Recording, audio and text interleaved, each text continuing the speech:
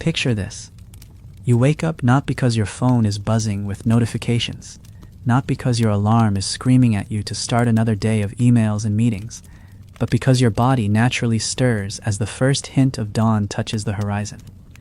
There's no snooze button, no groggily reaching for caffeine, no stumbling through a bathroom routine under artificial light. Instead, you're lying on a bed of woven grass and animal hide, surrounded by the people who matter most to you, and the air smells like wood smoke and the earth itself. This is your morning routine. Not the morning routine of some wellness influencer or productivity guru, but the morning routine that shaped humanity for over 99% of our existence. The routine that our bodies, our minds, our entire nervous system evolved to expect. And here's the thing that's going to blow your mind. Everything we think we know about how mornings should work, everything we've been taught about productivity and energy and starting the day right, is completely backwards. Welcome to the channel, by the way. I'm here to take you on a journey through the deep patterns of human behavior.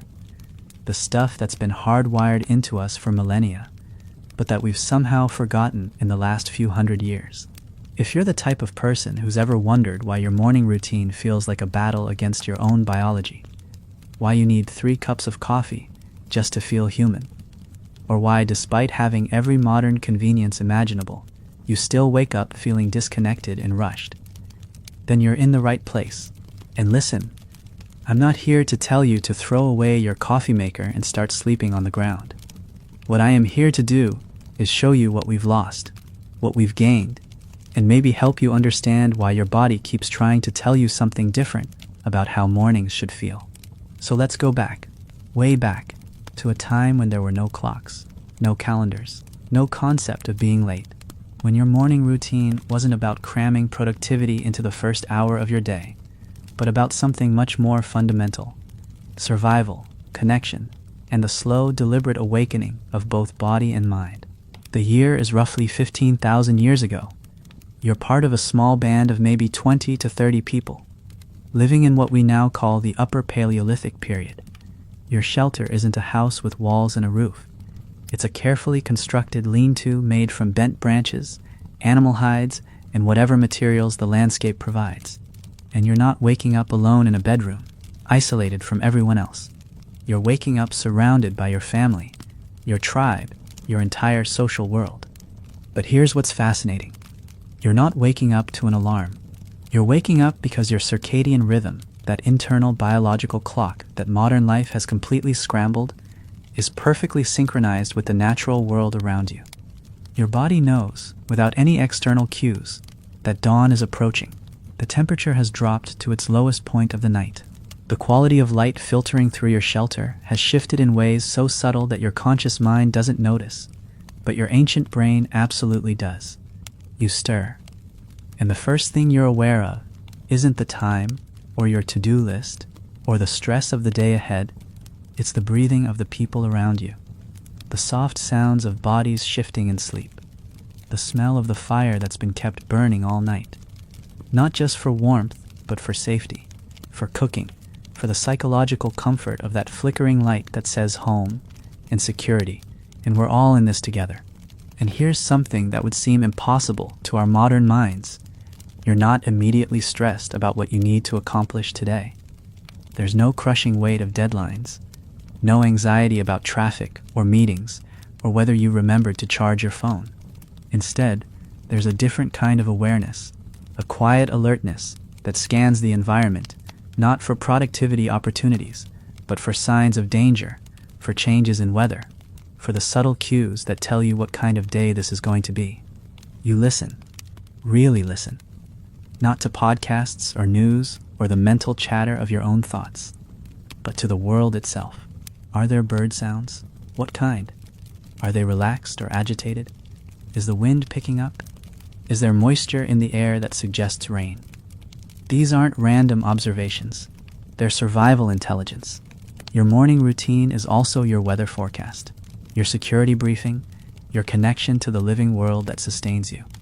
Now, slowly, you begin to move. Not the jarring leap out of bed that characterizes modern mornings, but a gradual awakening that honors the transition from sleep to wakefulness. You stretch, but not in the performative way of modern yoga. This is functional movement, the kind that helps blood flow return to muscles that have been still all night, that helps your joints prepare for the day's activities. And here's where it gets really interesting. You don't wake up alone. As you stir, others begin to stir too. This isn't coincidence, it's biology. Humans are social creatures, and our nervous systems are designed to regulate each other. When one person begins to wake, it sends subtle signals to others. The shift in breathing, the small movements, the change in the electromagnetic field that every living being generates. Your morning routine isn't a solo performance, it's a group awakening. Someone, probably one of the elders who naturally wake earlier and sleep lighter, begins to tend the fire, not with the rushed efficiency of someone trying to get coffee started so they can check their email, but with the careful, deliberate movements of someone who understands that fire is life. They add small pieces of wood, blow gently on the coals, coax the flames back to life. This isn't a chore, it's a ritual, a daily renewal of the thing that keeps the group alive. As the fire begins to crackle and grow, it becomes a focal point, not a screen that isolates you from others, but a gathering place that draws people together. One by one, members of your band begin to emerge from their sleeping spaces. Children first, because children always wake up ready for the day. Then adults, moving with the unhurried confidence of people who know their place in the world and their role in the group. And here's what's beautiful. There's no rushing. No one is checking the time, because there is no time in the way we understand it. There are only cycles, the cycle of day and night, the cycle of seasons, the cycle of sleep and waking. Your morning routine unfolds at the pace of biology, not the pace of productivity culture. As people gather around the fire, conversation begins, but it's not the distracted, multitasking conversation of modern life, where everyone is half listening while checking their phones. This is full presence communication, stories from dreams, observations about the weather, plans for the day, information that matters for survival and connection.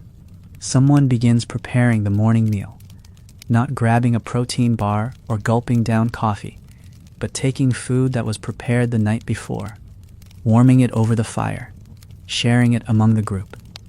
The act of eating isn't fuel consumption, it's communion, a daily reaffirmation that you're all in this together, that resources are shared, that no one faces the day alone. And throughout all of this, your body is doing something that modern bodies have almost forgotten how to do. It's waking up gradually, naturally, in sync with both the natural world and your social world.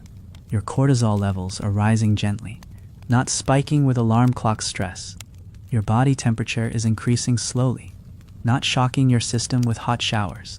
Your nervous system is moving from the parasympathetic state of sleep to the sympathetic state of wakefulness, in a smooth transition that honors the wisdom of millions of years of evolution. There's no caffeine crash waiting for you later, because there's no caffeine spike now. There's no social media anxiety, because there's no social media. Just the faces of people who actually matter to you.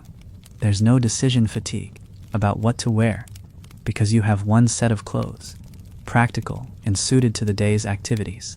But here's the thing that's going to challenge everything you think you know about morning routines. This wasn't a leisurely, stress-free existence. These people faced dangers and challenges that would terrify us. Predators, weather, injury, scarcity. Their morning routine wasn't about avoiding stress. It was about preparing for it in a way that made them resilient, connected, and capable.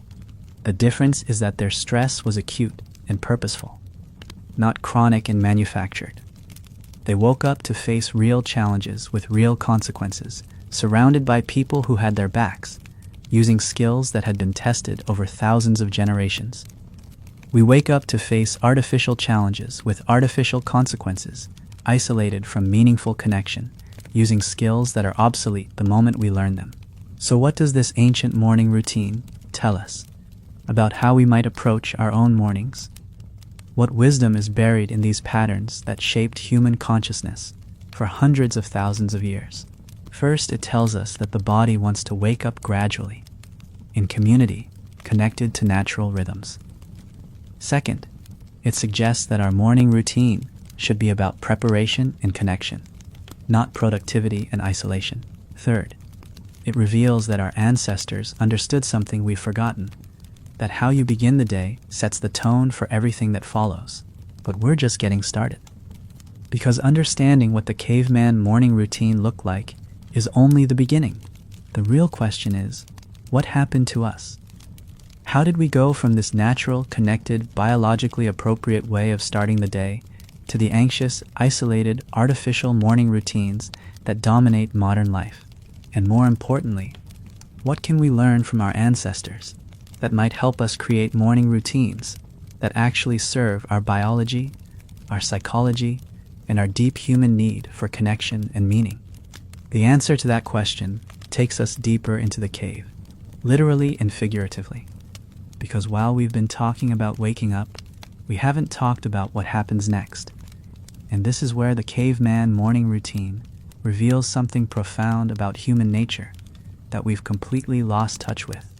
After the fire is tended and the group has gathered, something remarkable happens.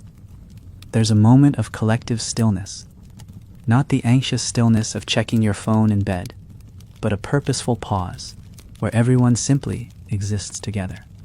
They're not planning their day in the way we understand planning. They're not reviewing their calendar or mentally rehearsing their commute. Instead, they're doing something that modern neuroscience is only beginning to understand. They're allowing their brains to integrate the experiences of sleep with the possibilities of the day ahead.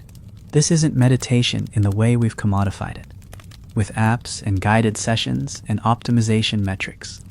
This is just being present with the people who matter most to you, in the place where you belong, at the moment when day begins. And here's what's fascinating.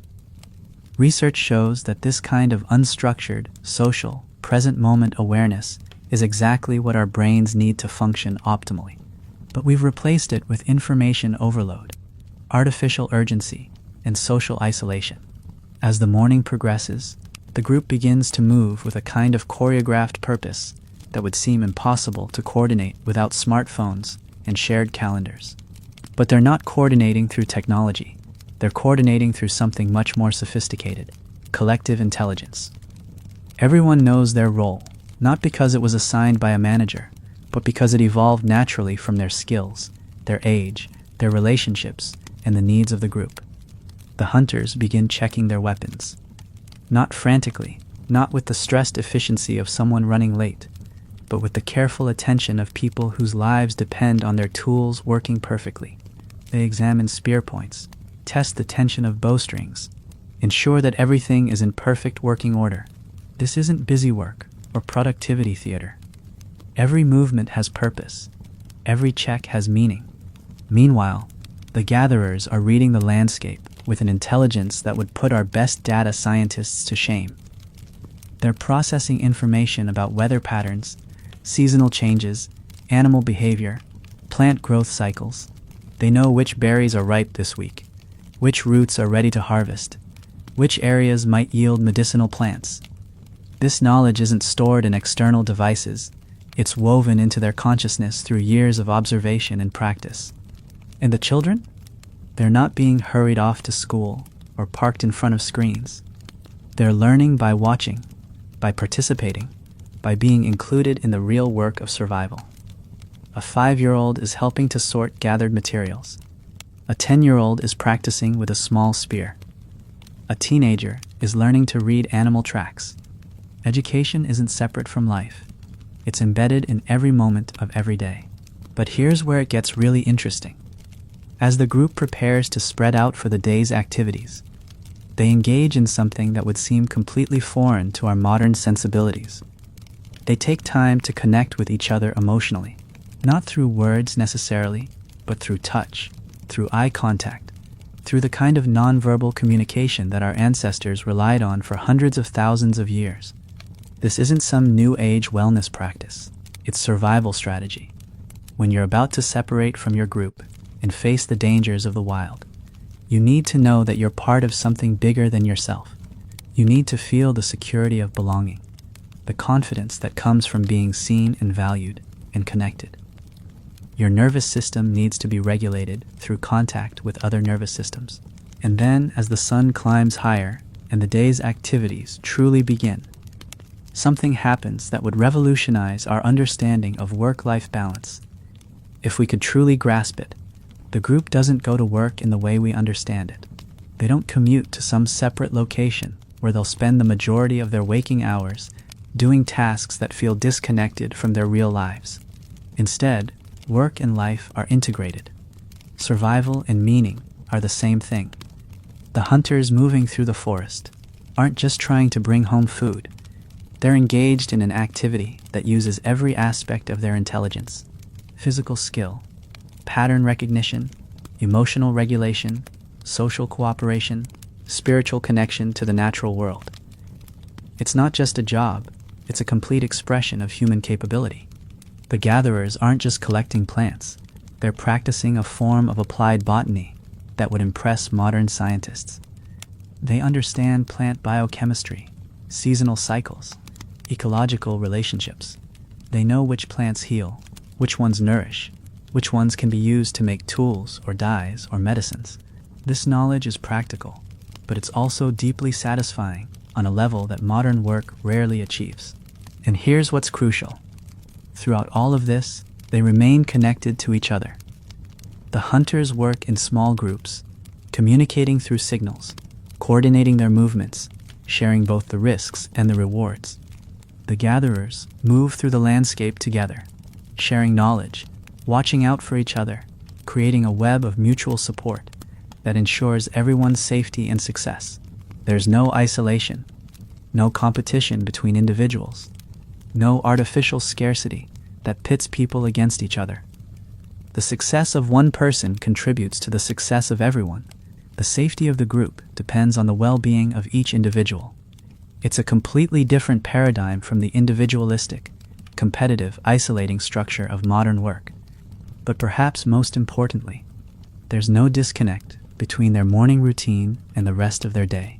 The calm, connected, purposeful way they began the day carries forward into everything they do. They don't have to recover from a stressful morning by drinking more coffee or taking anxiety medication. They don't have to compensate for social isolation by scrolling through social media. They don't have to manufacture meaning because their activities are inherently meaningful. The morning routine isn't just about getting ready for the day. It's about establishing the emotional and social foundation that makes everything else possible. It's about creating the conditions for resilience, for connection, for the kind of deep satisfaction that comes from knowing your place in the world and your value to the people who matter most. And this is where our modern morning routines reveal their fundamental flaw. We've turned the beginning of the day into an individual optimization project.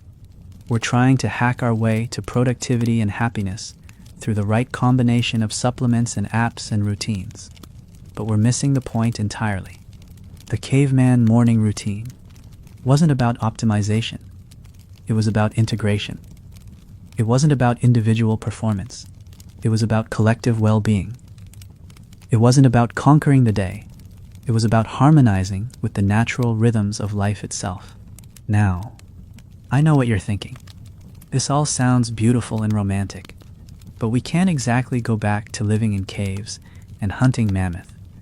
We have jobs and responsibilities and a complex modern world to navigate. And you're absolutely right. But here's the thing. We don't need to abandon modern life to learn from our ancestors. We need to understand what they got right about human nature and figure out how to honor those insights within the constraints of contemporary reality. Because the truth is, your body doesn't know that it's 2024. Your nervous system doesn't understand that you live in a world of artificial light and processed food and social media. Your brain is still running on software that was designed for the Paleolithic world. And that's why modern life feels so exhausting and disconnected and anxiety-provoking. But what if we could bridge that gap? What if we could take the wisdom of the caveman morning routine and translate it into practices that actually work in the modern world? What if we could honor our biological programming while still functioning in contemporary society. That's not just a nice idea, it's a necessity. Because the current approach isn't working. We're more anxious, more isolated, more chronically stressed than ever before. We're medicating ourselves just to get through the day, and we're raising children who are experiencing mental health crises at unprecedented rates. Something has to change, and maybe, just maybe, the answer isn't in the latest productivity hack or wellness trend. Maybe it's in remembering something we already knew, something that's written into our DNA, something that our ancestors understood intuitively, that how you begin the day determines everything that follows. The question isn't whether we can go back to living like our ancestors, because we can't.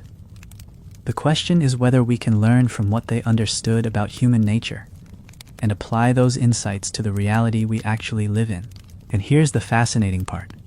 When you start looking at modern neuroscience, when you dig into the research on circadian rhythms and stress response and social connection, what you find is that our ancestors weren't just surviving, they were thriving in ways that we've completely forgotten how to do. Take sleep, for instance. We think of sleep as this binary thing. You're either asleep or you're awake. But our ancestors understood something that we've lost.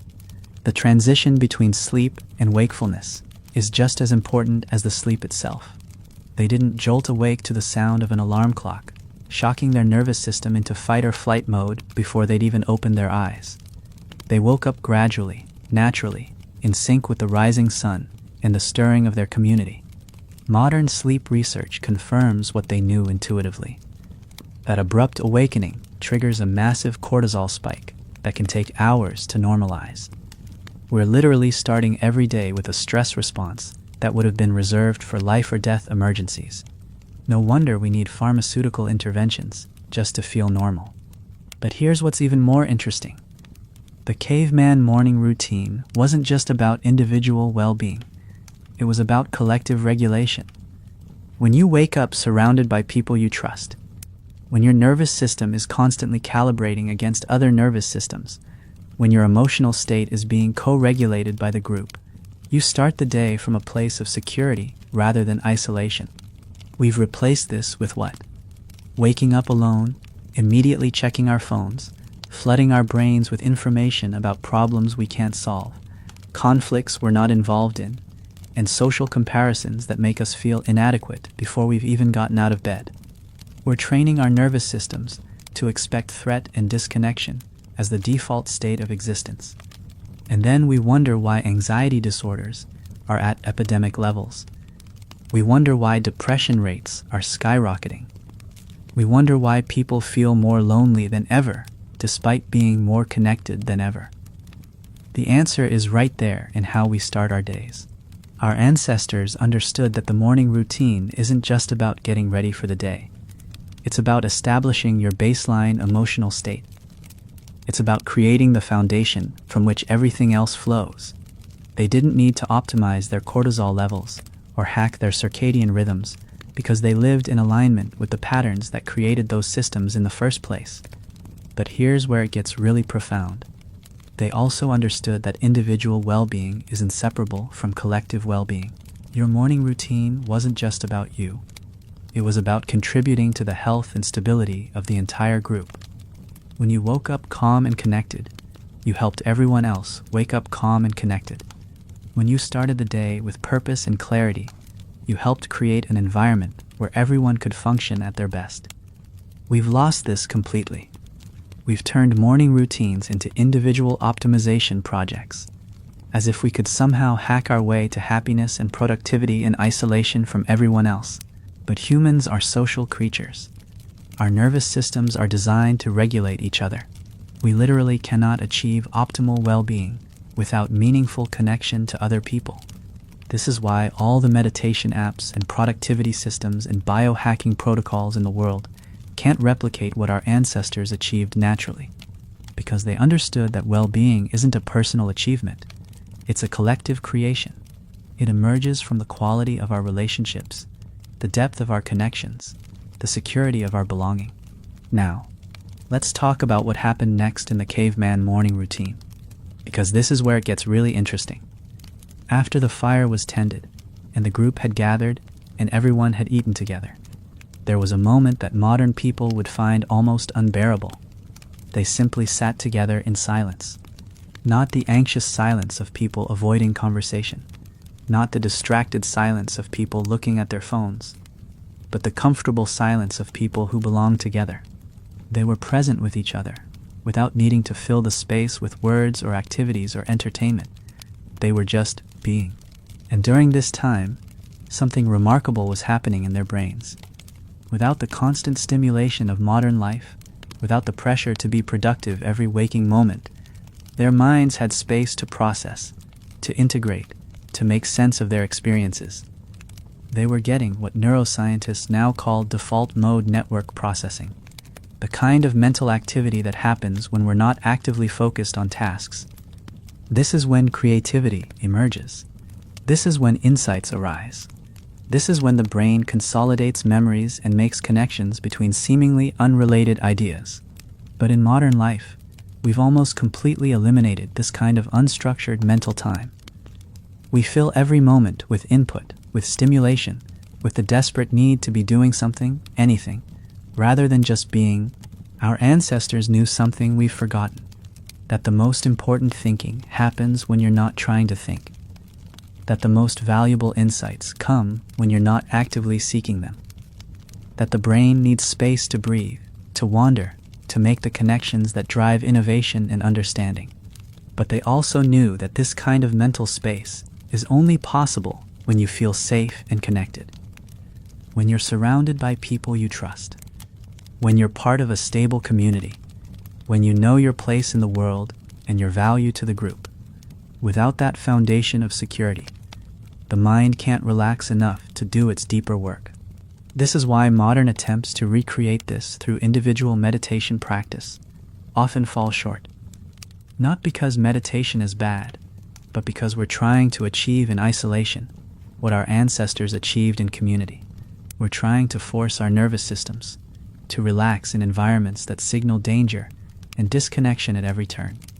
As the morning progressed and the group began to prepare for the day's activities, something else happened that would revolutionize our understanding of motivation if we could truly grasp it. They didn't need to manufacture motivation or find their purpose or discover their passion. Their activities were inherently meaningful because they were directly connected to survival and the well-being of people they cared about.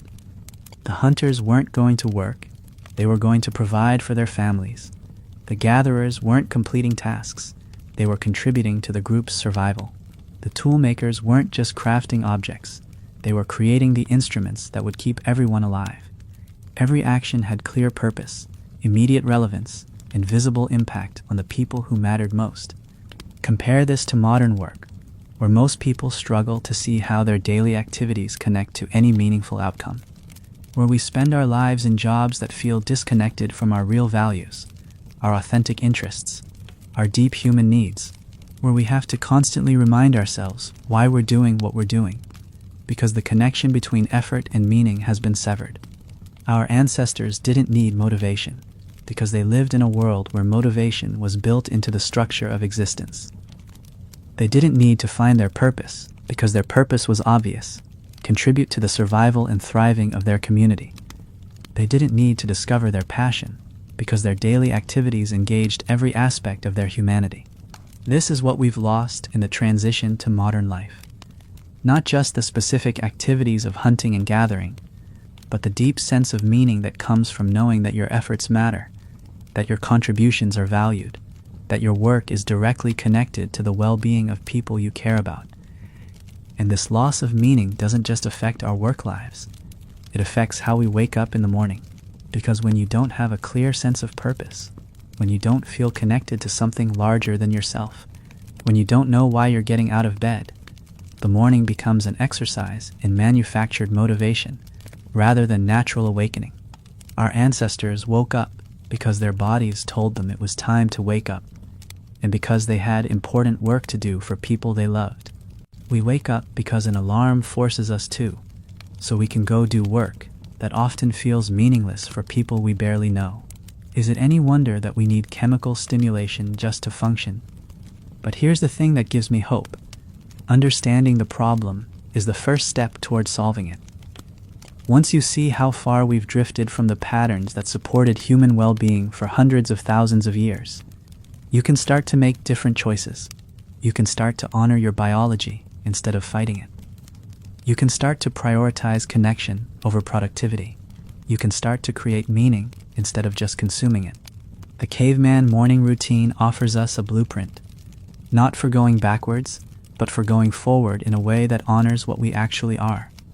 Social creatures who need connection, purpose, and alignment with natural rhythms to thrive. We don't need to live in caves to learn from cave dwellers.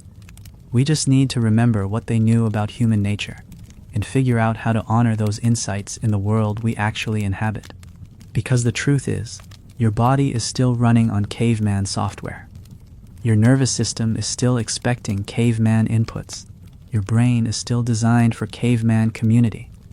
And until we acknowledge this and start working with our biology instead of against it, we're going to continue struggling with the anxiety, depression, and disconnection that plague modern life. But what would it look like to actually bridge this gap? What would it mean to take the wisdom of our ancestors and translate it into practices that work in contemporary reality? How do we honor our Paleolithic programming while still functioning in a digital world? That's not just a philosophical question, it's a practical one. Because scattered throughout the research on sleep science, circadian biology, social psychology, and neuroscience, there are clues about how we might begin to reconstruct morning routines that actually serve our deepest human needs. The caveman morning routine wasn't perfect, but it was aligned. It honored the wisdom of the body, the necessity of connection, and the deep human need for meaning and purpose.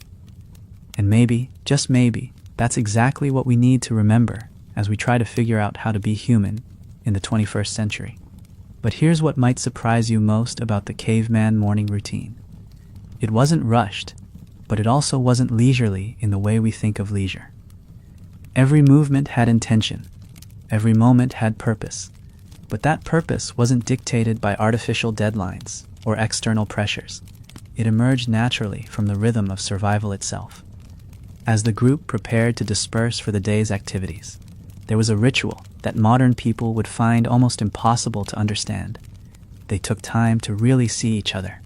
Not the distracted glance of people checking their phones while pretending to listen. Not the performative eye contact of corporate team-building exercises, but the deep, sustained attention of people whose lives literally depended on each other. This wasn't some spiritual practice they'd learned from a guru or read about in a book. This was practical intelligence. When you're about to separate from your group and venture into a world full of predators, weather, and 1,000 ways to die, you need to know that the person watching your back is actually watching your back. You need to be able to read micro-expressions, to sense emotional states, to communicate without words. Your survival depends on your ability to stay connected, even when you're apart. And here's where modern neuroscience gets really interesting. This kind of sustained mutual attention literally synchronizes nervous systems. When people look at each other with genuine presence, their heart rates begin to match, their breathing patterns align, their brain waves start to coordinate. It's called interpersonal synchrony, and it's one of the most powerful tools for emotional regulation that humans possess. But we've almost completely eliminated it from modern life. We wake up alone, we eat alone, we commute alone, we work in isolation, even when we're surrounded by people. We've replaced genuine human connection with digital simulation. And then we wonder why we feel so anxious and disconnected all the time. Our ancestors understood something we've forgotten, that individual nervous system regulation is impossible without collective nervous system regulation. You can't be truly calm in isolation. You can't be genuinely secure without community. You can't achieve optimal well-being without meaningful connection to other people who actually know you and care about you. This is why all the individual optimization strategies in the world can't replicate what they achieved naturally, because they didn't try to hack their way to happiness as isolated individuals. They created the conditions for well-being through the quality of their relationships and the depth of their connections. As the morning progressed and different members of the group began to move toward their day's activities, something else happened that would revolutionize our understanding of stress management if we could truly grasp it. They didn't experience what we call anticipatory anxiety. They weren't lying awake at night worrying about the next day's challenges. They weren't starting their mornings with a knot in their stomach about all the things that could go wrong. This wasn't because their lives were easy or stress-free. They faced dangers that would terrify us: large predators, extreme weather, injury, starvation. But their relationship to stress was completely different from ours. They experienced acute stress in response to immediate threats, and then they recovered. They didn't live in the chronic, low-level stress state that characterizes modern life. The difference is that their stressors were real, immediate, and solvable through direct action. A lion is either chasing you or it isn't. A storm is either coming or it isn't. You either have food for today or you don't. There's no ambiguity, no endless rumination, no psychological torture of problems that exist only in your mind. We've replaced this with what? Abstract threats that we can't fight or flee from. Financial insecurity that stretches indefinitely into the future. Social pressures that have no clear resolution. Work demands that are never truly finished. We've created a world where the stress response system is constantly activated, but never allowed to complete its cycle. And then we wonder why we need pharmaceutical interventions just to sleep. Why we can't sit still without feeling anxious. Why we constantly feel like we're running behind even when we have nowhere to be. We're living in a state of permanent emergency response to problems that don't actually exist in the present moment. Our ancestors woke up into a world where the challenges were real but manageable, where the threats were immediate but temporary, where the stress response system could do what it was designed to do: mobilize energy for action, and then return to baseline when the action was complete. But here's what's really fascinating. They also had something we've almost completely lost. Something that modern psychology is only beginning to understand the importance of. They had what researchers now call stress inoculation. They regularly faced manageable challenges that strengthened their resilience without overwhelming their capacity to cope. Think about it. Every day brought new problems to solve, new skills to develop, new situations to navigate. But these challenges were embedded in a context of community support, accumulated wisdom, and proven strategies. They weren't facing these difficulties alone, and they weren't making it up as they went along. A young hunter, learning to track animals, wasn't just thrown into the wilderness and told to figure it out. They were guided by elders who had decades of experience. They practiced with peers who were learning alongside them. They had mentors who could help them understand not just the technical skills, but the emotional and psychological aspects of the work. This is what we've lost in modern life: the gradual, supported development of competence. We've replaced apprenticeship with academic instruction, mentorship with YouTube tutorials, community wisdom with individual research. We're trying to navigate an incredibly complex world with no real guidance, no experienced elders, no community of practice to support us. And then we wonder why young people are experiencing unprecedented levels of anxiety and depression. We wonder why adults feel overwhelmed by relatively simple life tasks. We wonder why everyone seems to be struggling with problems that our ancestors would have considered basic life skills. The caveman morning routine was preparation for a day of supported challenge, of meaningful difficulty, of problems that were worth solving because they mattered to people you cared about. The modern morning routine is preparation for a day of isolated struggle, of artificial difficulty, of problems that often feel pointless because they're disconnected from anything that actually matters. But here's where it gets even more interesting. As the group prepared to separate for the day's activities, they engaged in something that would seem completely foreign to our modern sensibilities. They told stories. Not entertainment stories, not fiction, but practical stories. Stories about what to watch out for. Stories about what worked and what didn't. Stories that carried survival information wrapped in narrative form. This wasn't just information transfer. It was pattern recognition training. The young hunters weren't just learning facts about animal behavior. They were learning to recognize patterns, to read signs, to think in terms of probability and possibility. They were developing what we now call situational awareness through the ancient technology of story. And these stories weren't just practical, they were emotional. They carried not just information about what to do, but wisdom about how to feel about it, how to stay calm in dangerous situations, how to maintain hope when things looked bleak, how to find meaning in difficulty and beauty in hardship. We've replaced this with what? Information without context, facts without wisdom, data without meaning. We have access to more information than any human beings in history, but we're less capable of making sense of it all. We have more tools and resources than our ancestors could have imagined, but we're less resilient, less adaptable, less able to navigate uncertainty. This is because information is not the same as wisdom. Knowledge is not the same as understanding. Data is not the same as insight. Our ancestors understood that the most important learning happens through story, through relationship, through the gradual accumulation of experience within a community of practice. As the morning reached its natural conclusion, and the group began to disperse, there was one final element of the caveman morning routine that would completely transform our understanding of motivation and purpose if we could truly grasp it. They didn't need to manufacture motivation because their activities were inherently meaningful. They didn't need to find their purpose because their purpose was obvious. They didn't need to discover their passion because their daily work engaged every aspect of their humanity. The hunters heading out into the forest weren't just trying to bring back meat. They were engaging in an activity that required physical skill, intellectual problem solving, emotional regulation, social cooperation, and spiritual connection to the natural world. It wasn't just a job. It was a complete expression of human capability. The gatherers moving through the landscape weren't just collecting plants. They were practicing a form of applied botany that would impress modern scientists.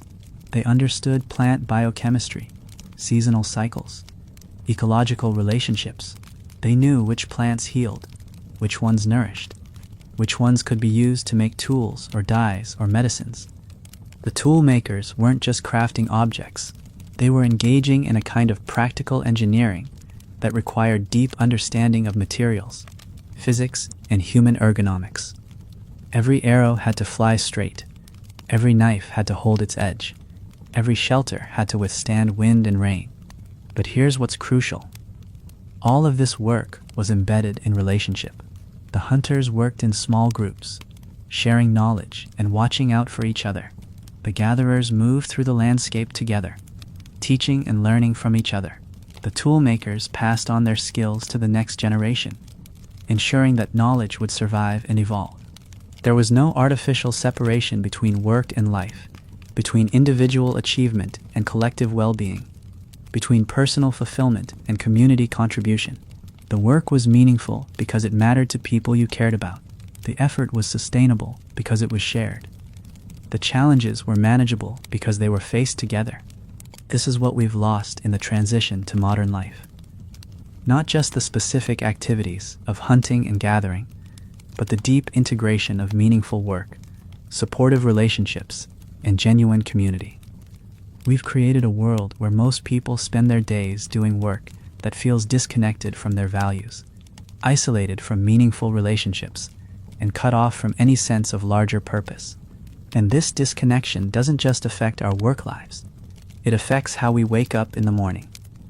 Because when you don't have a clear sense of purpose, when you don't feel connected to something larger than yourself, when you don't know why you're getting out of bed, the morning becomes an exercise in manufactured motivation rather than natural awakening. Our ancestors woke up because their bodies told them it was time to wake up, and because they had important work to do for people they loved. We wake up because an alarm forces us to, so we can go do work that often feels meaningless for people we barely know. Is it any wonder that we need chemical stimulation just to function? But here's the thing that gives me hope. Understanding the problem is the first step towards solving it. Once you see how far we've drifted from the patterns that supported human well-being, for hundreds of thousands of years, you can start to make different choices. You can start to honor your biology instead of fighting it. You can start to prioritize connection over productivity. You can start to create meaning instead of just consuming it. The caveman morning routine offers us a blueprint, not for going backwards, but for going forward in a way that honors what we actually are. Social creatures who need connection, purpose, and alignment with natural rhythms to thrive. We don't need to live in caves to learn from cave dwellers. We just need to remember what they knew about human nature and figure out how to honor those insights in the world we actually inhabit. Because the truth is, your body is still running on caveman software. Your nervous system is still expecting caveman inputs. Your brain is still designed for caveman community. And until we acknowledge this and start working with our biology instead of against it, we're going to continue struggling with the anxiety, depression, and disconnection that plague modern life. So what would it actually look like to bridge this gap? What would it mean to take the wisdom of our ancestors and translate it into practices that work in contemporary reality? How do we honor our Paleolithic programming while still functioning in a digital world? That's not just a philosophical question, it's a practical one. Because scattered throughout the research on sleep science, circadian biology, social psychology, and neuroscience, there are clues about how we might begin to reconstruct morning routines that actually serve our deepest human needs. The caveman morning routine wasn't perfect, but it was aligned. It honored the wisdom of the body, the necessity of connection, and the deep human need for meaning and purpose. And maybe, just maybe, that's exactly what we need to remember as we try to figure out how to be human in the 21st century. But before we dive into what that might look like in practice, there's one more aspect of the caveman morning routine that we need to understand. Something that will challenge everything you think you know about productivity, efficiency, and the right way to start your day. Because what our ancestors understood about the relationship between rest and activity, between stillness and movement, between being and doing, is the missing piece that could transform not just your mornings, but your entire approach to life. You see, our ancestors understood something about time that we've completely forgotten. They didn't live in minutes and hours and deadlines. They lived in rhythms.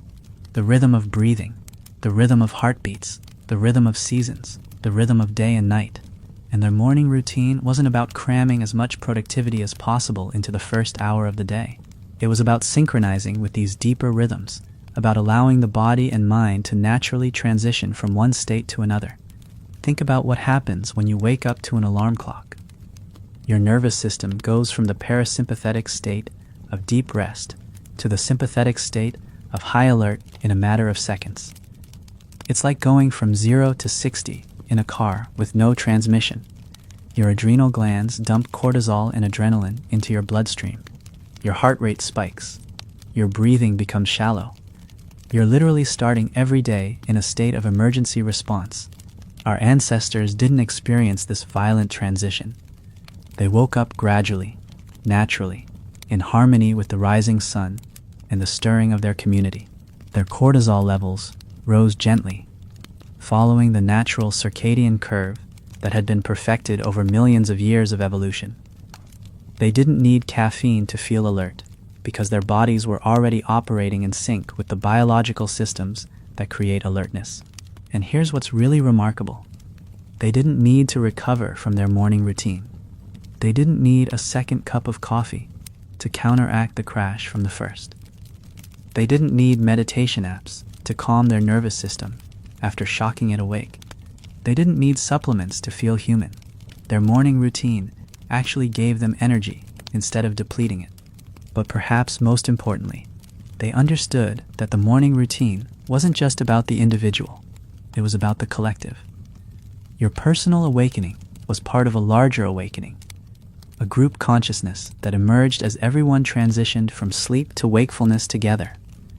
This wasn't just poetic metaphor. It was practical psychology. When nervous systems are synchronized, when people are regulated together, the entire group functions more effectively. We've replaced this with what? Waking up alone, immediately diving into digital stimulation, flooding our brains with information that has nothing to do with our actual lives, and then wondering why we feel anxious and disconnected before we've even started our day. So here's the question that haunts me. If our ancestors had it so right, if their morning routine was so perfectly aligned with human biology and psychology, what happened? How did we get so far off track? And more importantly, what can we do about it? The answer isn't to reject modern life entirely. We can't go back to living in caves and hunting mammoth, but we can learn from what they got right about human nature. We can start to honor our biology instead of fighting it. We can prioritize connection over productivity. We can create meaning instead of just consuming it. Because the truth is, your body doesn't care that it's 2024. Your nervous system doesn't understand that you live in a world of artificial light and processed food and social media. Your brain is still running on software that was designed for the Paleolithic world. And maybe, just maybe, that's not a bug to be fixed, but a feature to be honored. The caveman morning routine teaches us that the beginning of the day isn't just about getting ready for what's next. It's about establishing who you are, how you relate to others, and what actually matters. It's about creating the foundation from which everything else flows. And until we remember this, until we start treating our mornings as the sacred ritual they were meant to be, we're going to continue struggling with the anxiety, depression, and disconnection that plague modern life. But here's what gives me hope. Once you understand the problem, you can start to solve it. Once you see how far we've drifted from the patterns that supported human well-being for hundreds of thousands of years, you can start to make different choices. You can start to create morning routines that actually serve your deepest human needs instead of working against them. The caveman morning routine wasn't just about survival. It was about thriving. It was about being fully human in a world that supported full humanity. And maybe, just maybe, that's exactly what we need to remember as we try to figure out how to live well in the 21st century. Because the fire still burns, the rhythm still beats, the wisdom still whispers in your DNA. You just have to learn how to listen again.